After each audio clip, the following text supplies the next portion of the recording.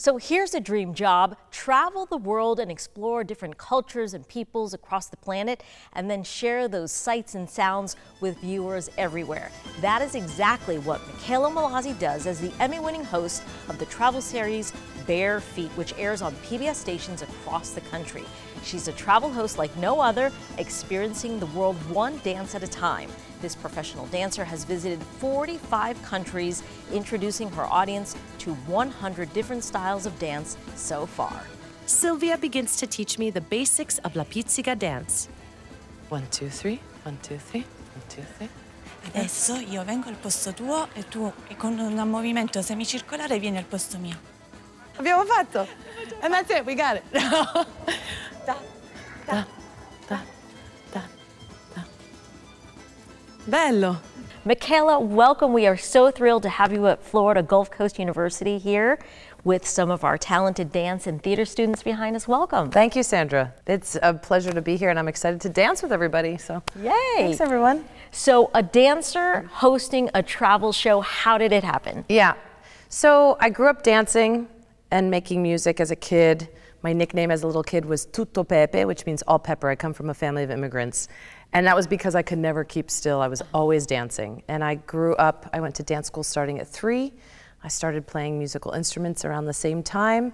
And I was really lucky that my family cultivated the arts. I was the only person in my family that ever played instruments or danced, any of those things, but I had wonderful opportunities. Fast forward, I studied abroad my summer of between sophomore and junior year in college, and caught the travel bug, like we do, a lot of people who have that opportunity to travel abroad. But then I worked in the music industry, and I had stopped dancing for quite a while, and I had this sort of sense of missing dance. And dance came back into my life. I started taking classes again, but when I would travel, and I can't speak every language, but I would use dance to connect with locals by the universal language of dance. So when I couldn't speak that local language, I'd be going to festivals or holidays or some sort of celebration in the streets, carnival, and I'd be dancing with folks. I had this weird skill of picking up dances very quickly. And so from there, it wasn't just the dance that I was learning, it was these friendships that I made. Fast forward to 2010, I was fast asleep and woke myself up having this aha moment. I literally saw a projection on the wall in front of me of what Bare Feet is today. I saw me dressing in costume and playing instruments and dancing all over the world, and I said, I'm gonna make a TV show. Had no production background, no hosting background, had never been on television. Wow. And I was like, I'm gonna do it. And here we are 15 years later. Season 7 is coming out very soon. And several Emmys, several Emmys, thank you, yeah. And it's been such a journey and such a joy to connect with the world. I don't consider myself a dancer, I don't. Labeling myself as a dancer, a lot of people would say, well, I'm not a dancer, so I can't do that. No, I want people to be inspired to try to step out of their comfort zone by maybe grabbing someone's hand respectfully and dancing with them, or cooking with them, or things that they love to do. So I like to say I'm a dancing traveler versus a traveling dancer. So many of us love to travel, right? And we always think of like food and the sights. Right. So you think we should actually incorporate dance in some way when we travel? Gosh. Yes, 100%. Dance, or whatever you like to do at home, do it while you're traveling. If you run marathons, go find the communities that they do marathons when they're running around in other destinations around the world. If you love to cook, do that. If you love bird watching, if you love distilleries and breweries and want to go do tastings or wineries, if you find a passion that you have and find the other community that has that same passion, you'll find that connection. I love to dance. That's why I was called Tutto Pepe. I love to dance. I cannot keep my feet still. So I find communities and people that have that same passion for their own dances and their culture, and I pick it up very quickly, and they see that I have this joy and love for it, and they share so much more of themselves with me because of that. I think that's the magic of Bare Feet. So, sorry, I'm getting a little ahead of it. No. I was thinking that, you know, you've seen so many different cultures. Yeah. Has there been any sort of like common theme in the love of dance, whether you're in Asia or North America or South America? Yeah. Dance is this beautiful way of passing down traditions through generations. And what I'm very lucky to do, and I've always been very lucky to do, even when we didn't have the cameras, that's why I was inspired to start the show, is people share something that they're very deeply passionate about and they care a lot about.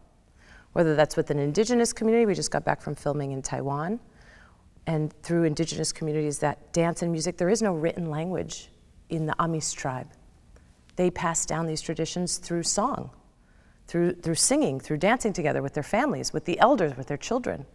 Same in immigrant communities in New York City. We've done 3 entire seasons in New York City of traveling the world in immigrant communities, Little Sri Lanka and Staten Island, Little Caribbean out in Flatbush, Brooklyn. It's multi-generational. It's showing what people really care about and as a sense of cultural identity, how they see themselves in the world. And what's beautiful about this is everybody in the world wants food, shelter, safety, a sense of home, love, community, and dance and music, right? They're in every single culture that you meet. Every single group of community of people share that with each other, whether that's salsa or whether that's a powwow in South Dakota. I mean, people come together, dance brings people together.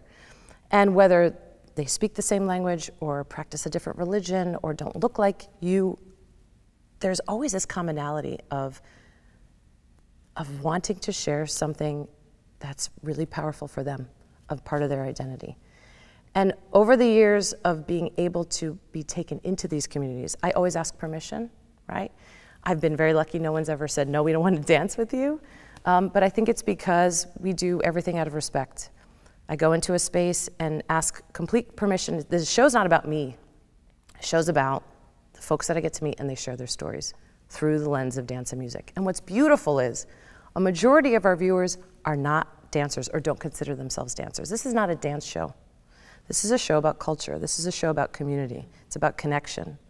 And if we can bring it down to a level of something that's very easy to digest, such as dance and music, then you get to learn a little bit more about someone on a deeper level. With everything going on, especially here in the United States, it's very divisive. There's much of the other. I think our show shows a lot of commonality and similarities in that we all want to share something that's beautiful, and we all want to share something that's beautiful about ourselves. And it's a really great way. It's broken down so many barriers. Every place I've been, like I said, I started this project because I don't speak every language in the world, but I'm able to, you see me cry in the show, you see me hugging, you see me making friendships immediately. These dances where you have to physically touch someone and smile with someone and look into their eyes. You're making a connection with someone. I feel like if we all kind of danced more together, we'd be getting along a lot better. You're probably right. Yeah. So you are going to teach us a dance today. I am going to teach you a dance today. I actually teach, I'm an adjunct professor at NYU.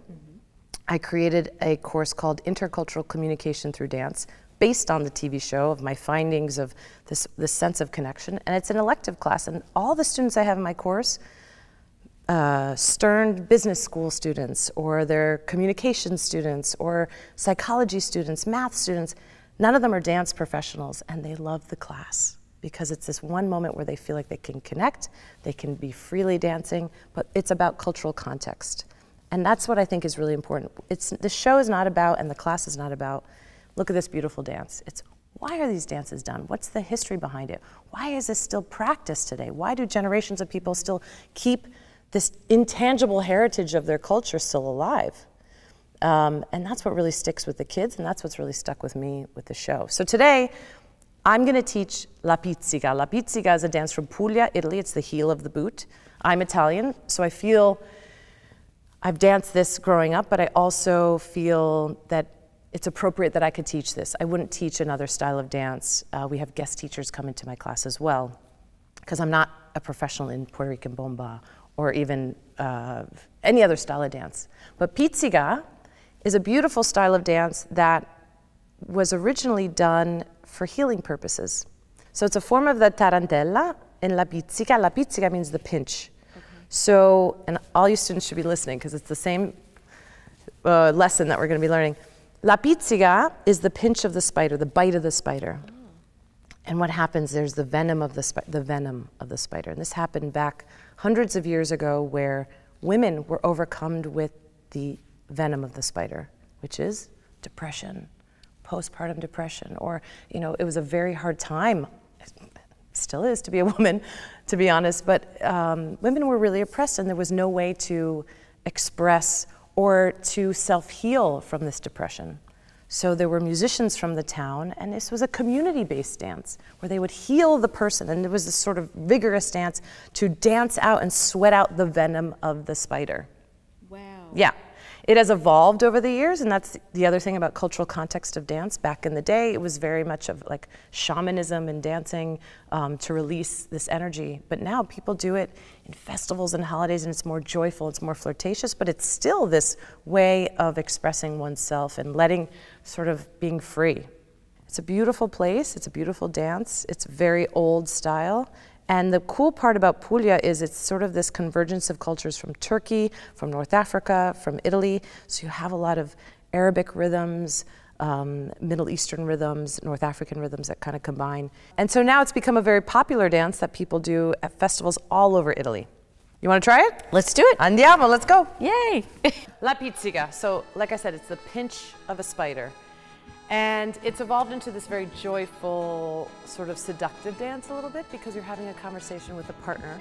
So Sandra, if you and I were dancing together, you always look into the eyes of the person you're dancing with. Okay. It's very intimate. But it's sort of a step, hop, hop. You're gonna see, this is gonna be like the Italian workout right here. It's gonna be hop a little faster. Step, hop, step, hop, step, hop, step, hop. We step forward. 1, 2, 3, hop, left, 2, 3, hop. Right foot, hop, and you keep it nice and low. Now, we intersperse all these steps, but when you find your dance partner, you do the same style of step. Whether it's big, energy, if they're giving you energy, you give them energy. If they're like, I need to breathe, then you catch your breath with them. 1, 2, 3, up. 1, 2, 3, back. Yeah! The scarf, if you have one, you can use your skirt. So if I'm going towards you, 1, 2, 3, hop, back. Hop, 1, 2, 3, hop, back. Big circle. We're gonna go into the center, that 3-step. And 1, 2, 3, up. Hop, hop, hop. And if you feel it, you can do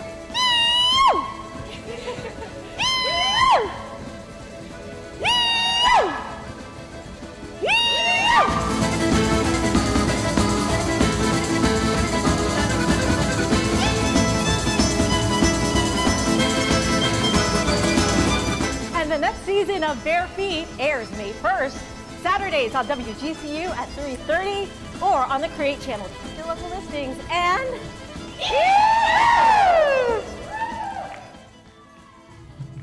thanks for watching. We've got more great content for you, from news to the arts to the environment. So be sure to like and subscribe to WGCU's YouTube channel and follow us on our social media platforms for the stories that matter to you.